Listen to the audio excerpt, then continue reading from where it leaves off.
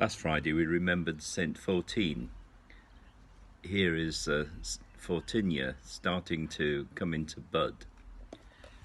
I've come into the garden today because today is one of those ember days.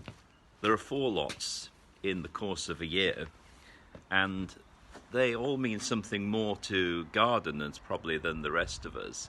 In fact, the Farmer's Almanac used to mark out the ember days. They're placed more or less each quarter. This one, the week after Ash Wednesday. Then you've got Pentecost and Holy Rood in September, and then of course in December, St. Lucy. They're a reminder that our life is very much concerned with nature and with the cycle of life.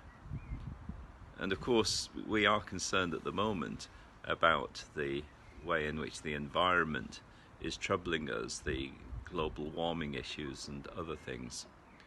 So Ember Day is one of those days, and we can remember that, but especially we're asked to give thanks for the food that our fields and trees provide, but also to pray for those who are called into ministry, particularly if there are any being ordained.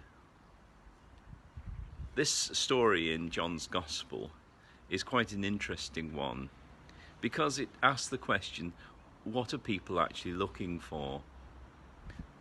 The crowds had received some food, and inevitably they were curious as to where Jesus was, and of course where he'd gone to. They were aware that he hadn't gone with the disciples in a boat, and yet somehow he found his way to the other side of the Lake of Galilee. It's quite a big lake, and during the night we have again the account of Jesus walking on the water and stilling a storm, showing that he's Lord over nature. But when the crowds arrive, they want to know where he's been, and he challenges them. You should be looking for the food that doesn't perish, not working for the bread that does. So often we find ourselves spending a lot of our time concerned exactly with things that perish.